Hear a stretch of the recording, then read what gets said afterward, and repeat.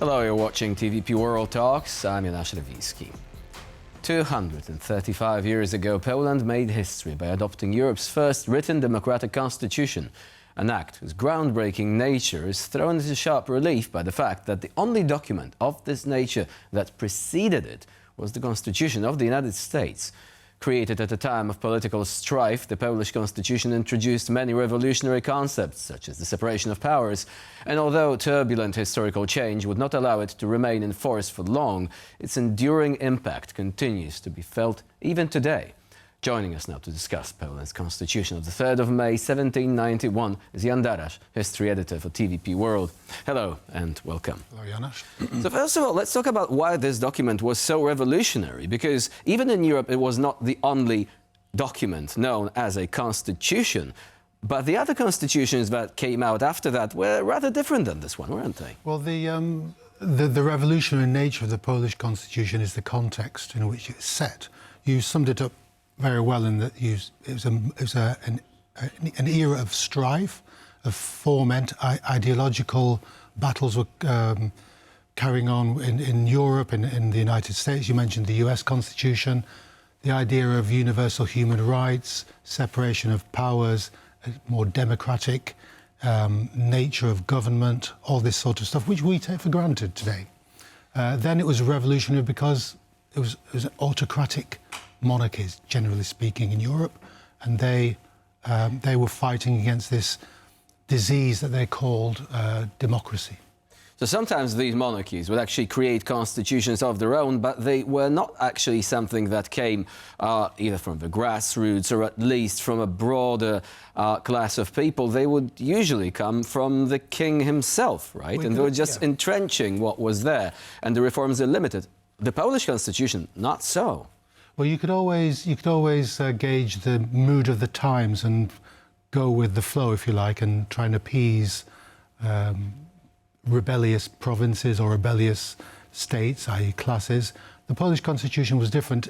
It was the same and different in that it was written by the king and his closest advisors, but it took a top-down view of society. So it reached right down to the peasantry, gave them the royal protection.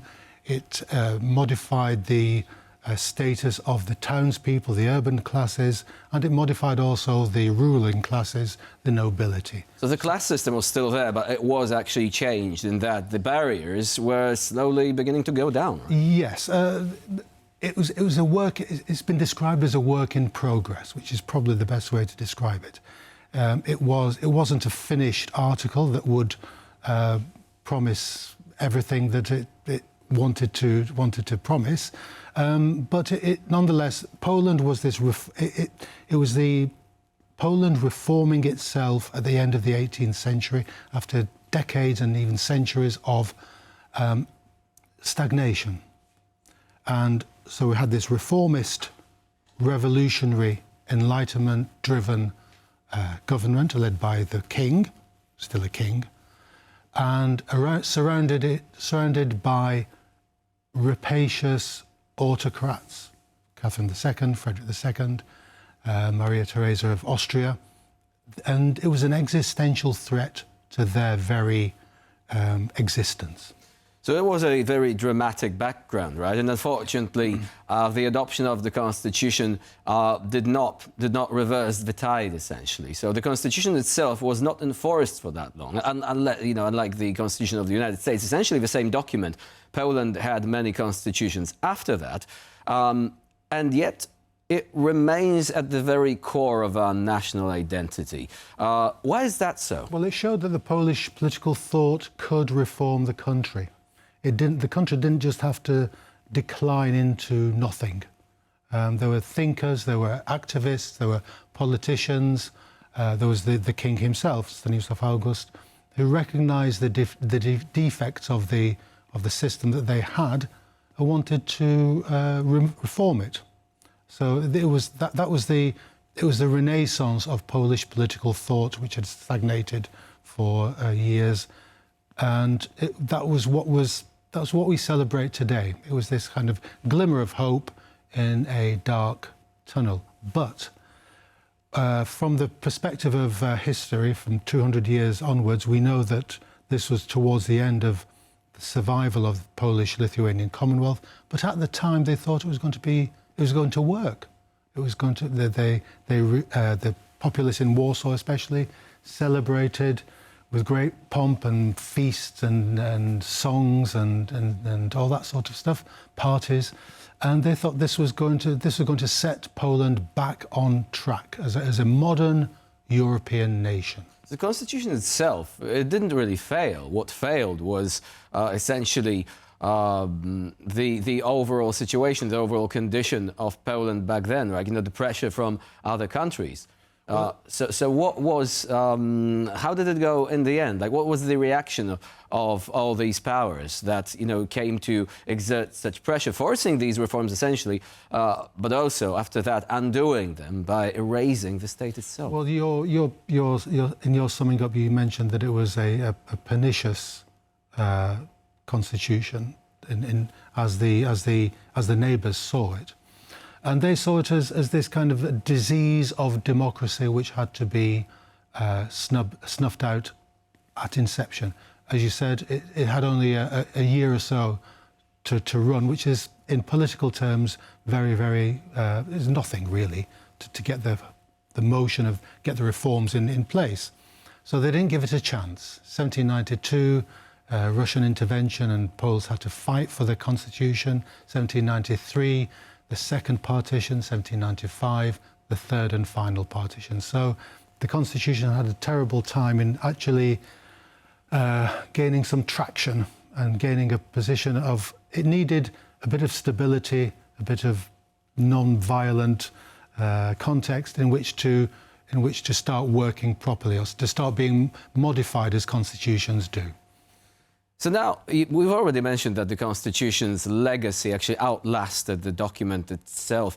Can you tell us how it actually was perceived later on? Because it became something of a point of reference at times when freedom was once again not something essentially taken for granted. Well, Poland in the early 19th century to the mid-19th century was a revanchist power. So it was looking back to gain what it had lost. So to gain the losses, the territorial losses, the cultural losses of the Republic, the Commonwealth.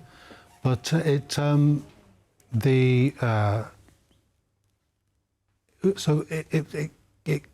grasped onto the romantic element in European culture. So this was a backward-looking, almost an idealization of what the Constitution was. That lasted until the age of nationalism started to gain momentum. The Polish uprisings failed. So in a sense, the Constitution failed. Their hopes about regaining Poland failed. And that was when the criticisms of the Constitution amongst Polish historians started. So was it our fault? Was it the fault of our neighbours? Was there anything organic within the Constitution that precipitated our downfall? So it went through a period of nostalgia, glorification almost, and then a kind of sober period of reflection. But nonetheless, the balance of the evaluation of the Constitution is a positive one from the point of view that we've been saying, but that Poles could actually fix their own problems. So now, looking at the Constitution from today's perspective, what do you think can be learned from it today, even though obviously it was created at a very different time, pertained to a very different system? After all, constitutional monarchy is now something from the distant past. Would you say that there are any lessons which are enduring in a constitutional legal sense, perhaps, in a way that, you know, certain problems can be approached, for example? Is there anything that we can, you know, well, there's still take inspiration from? There's still lots of constitutional monarchies around, especially in Britain, for example. Yes. So the idea of a constitutional monarchy wasn't a dead one. You know, we still had some legs to run.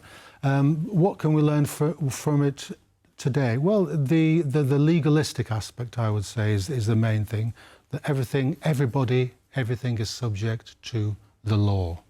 And the law we write down, we don't use tradition, well, we don't just use tradition, habit, all that sort of stuff, the common law, we write down stuff, and this is how we're going to run it.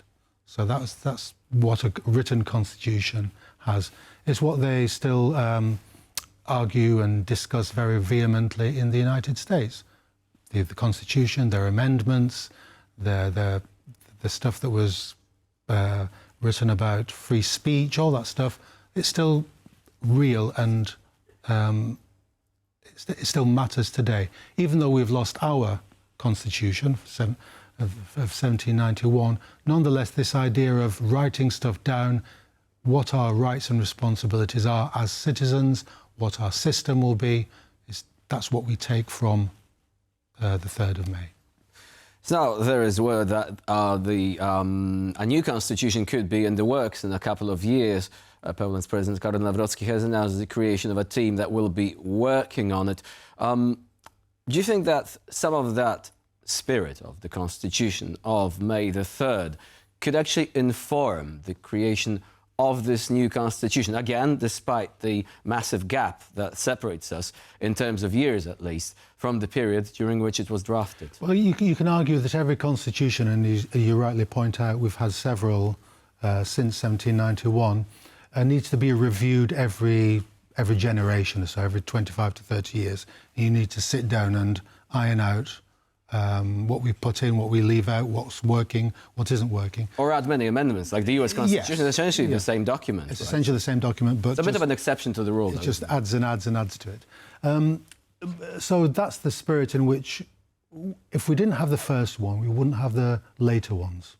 So whatever arguments we can put against our present constitution, and there are arguments about its inconsistencies, nonetheless, if you didn't have that first one, you didn't have the template, the original template by which to work, that gives you this framework on which to do your subsequent constitutions. The separation of powers, perhaps. This is an enduring idea, but nowadays that concept is facing pressure from various sides. Separation of powers, yes. You can still question the nature of it. Is the separation of powers a good thing? Is it a bad thing? What about the separation of, as you say, the judiciary, government and executive? How does that work? All constitutions are works in progress. We need to always, it takes the mind of being a citizen, a civic mind, to always have the Constitution under consideration. It's not a perfect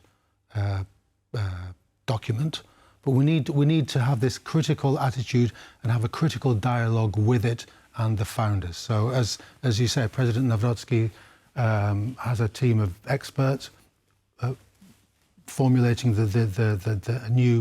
a new constitution. So we need to have a critical debate with him and his team, and vice versa, how we're going to see our country in 30 years' time. Jan Darasz was our guest today here on TVP World. Thank you very much for joining us. Pleasure, Janusz. And I'm Janusz You're watching TVP World. Please do stay with us.